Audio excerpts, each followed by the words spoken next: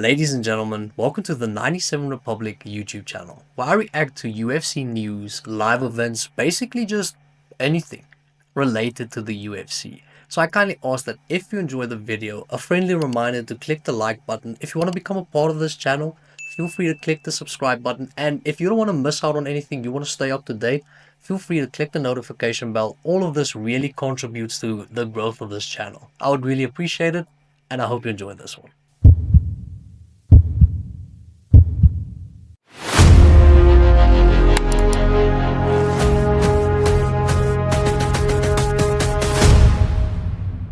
You know what happens to an empire whenever those that are in charge depart said empire? Do you know who rules in their stead? Chaos and anarchy. Ever since Ilia Topuria vacated the belt or departed from the Featherweight Division, it has been chaos and it has been anarchy and entitlement. Insane. Because everyone feels like they deserve a title fight. For some reason, everyone feels like they deserve a title fight. It feels like Oprah. You get a shot. You get a shot. You get a shot. Everybody gets a shot. How? Delusion is running at an all-time high within the Featherweight Division right now. And this is what I get. Because last week made a video praising the Featherweight Division, saying, you know, this has been one of the best divisions inside the UFC, the measuring stick for other divisions within the UFC, along with the lightweight division, due to the fact that there isn't a big discrepancy between the number 1 ranked fighter, not the champion, the number 1 ranked fighter and the number 10 ranked fighter. You could take all of them, have them face one another, it would be competitive. And that's why the featherweight division has always been, you know, one of the staples within the UFC. And this is what I get. Delusion after delusion. John Silva feels like he deserves a title fight. How?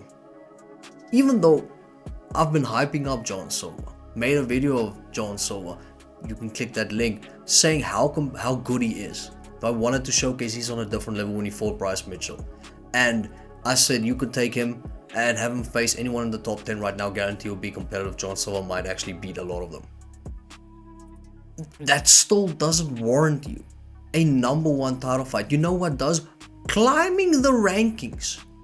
We are treating the rankings like it is a T's C's in a contract. Why is that there? That's just for decorative purposes. We'll just sign here, dude. What? Lerone Murphy feels like he deserves a title fight. Lerone, who have you beaten inside of the top 5? Not a number 10 or number 8 ranked Josh Emmett, who I'm a massive fan of, by the way. Who have you beaten inside of the top 5? Yeah, you've been on this winning streak. And that is why gradually your opponent and the level of your opponent gets better to the point where you fight a top 5 fighter, beat someone for a number 1 contender spot, face the champion. Who have you beaten? Because you haven't beaten Diego Lopez, haven't beaten Movsar Evloev, haven't beaten Yair Rodriguez, haven't beaten Brian Ortega, have not even beaten Arnold Allen, which I'm a fan of, by the way, because it feels like Arnold Allen and Brian Ortega are the only ones that aren't saying anything. They're just seeing everything unfold. They're chaos, people just eating one another, and they're sitting in the middle of this pile and just, yeah, fun.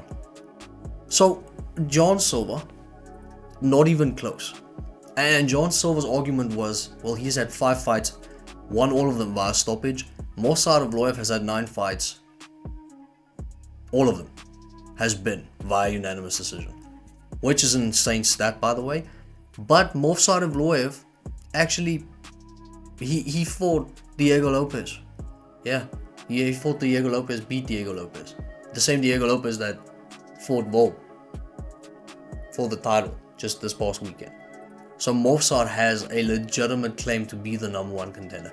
Now, Yair Rodriguez, even though we saw him at UFC 314 welcome Patricia Pitbull to the UFC and Patricia's debut, and honestly, feels like it was Yair Rodriguez's most impressive performance to date.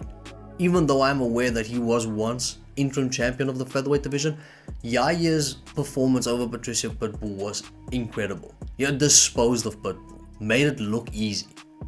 If you asked Yair Rodriguez, he could not have dreamt of that fight going any better than it actually did. Staying out of range, using his kicks to set up his punches.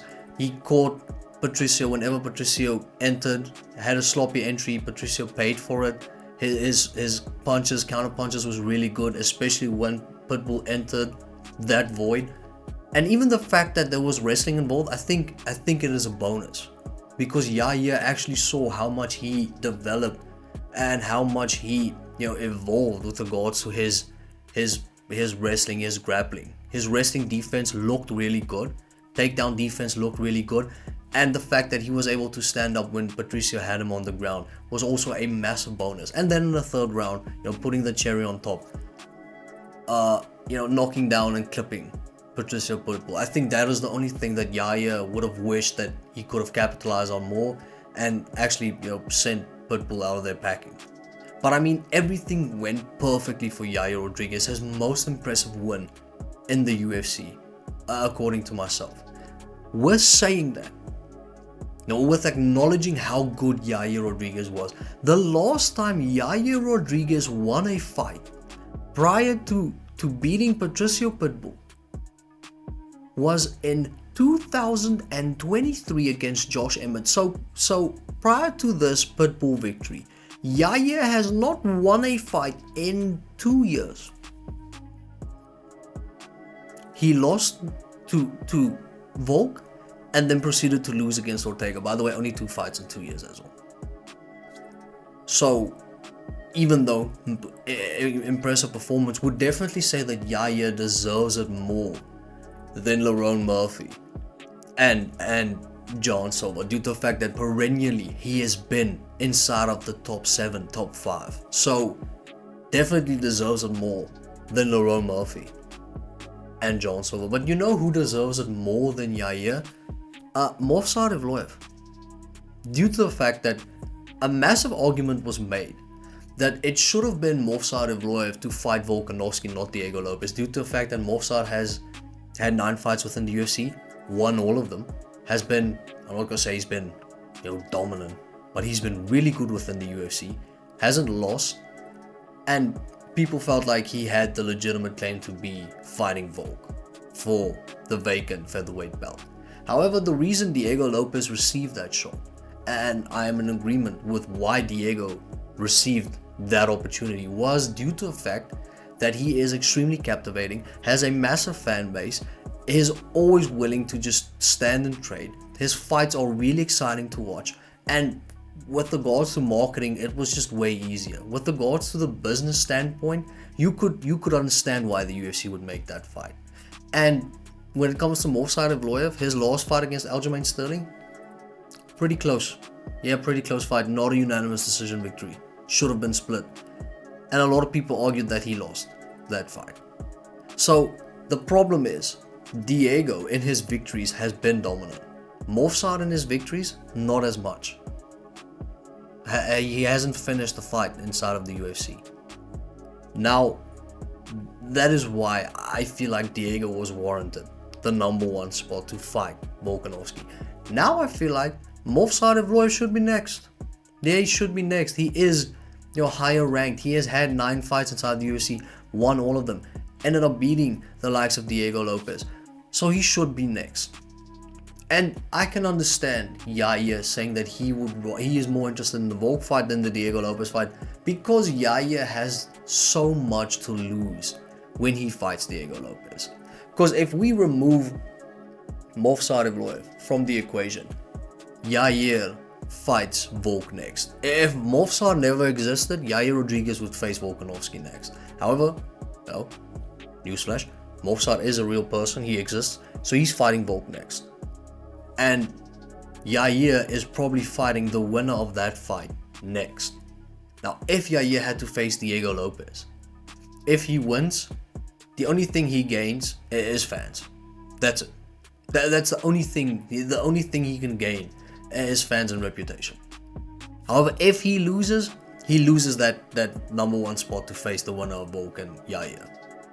So he has more to lose. That is why he won't face Diego Lopez. It's not because he's scared. It's just due to the fact that it doesn't make sense. You know, the equation doesn't add up. But now, so let's say Volkanovski faces Evloev. Winner of that fight faces Yair. What do you do with the rest of the division? Simple. Have them fight one another. You know, Lerone Murphy, fight Brian Ortega. John Silva, fight Arnold Allen. Diego Lopez, don't know. Yeah, fight, I don't know. Fight anyone. So, but that is how we solve this problem. We have the guys fight one another. I would have given Diego someone. I'm not sure whether Aljamain Sterling is still gonna fight within the featherweight division. But because if he was, then the matchups would look a little different. You know, you could have Arnold Allen versus Diego Lopez. You could have Lerone Murphy versus Diego Lopez. You could have Gene Silva versus Lerone Murphy versus Arnold Allen versus Aljamain Sterling. There are a lot of fights to make to actually sort out this massive problem. And that is why we need Alexander Volkanovski to rule with an iron fist. Because we have 4 people that think that they deserve a title fight. We only have one Volk. And he basically say, yeah, come on, use. Alright, Volk, rule with an iron fist. And then we can sort out the anarchy and chaos that is in, you know, this featherweight division right now. Because couldn't make sense of it.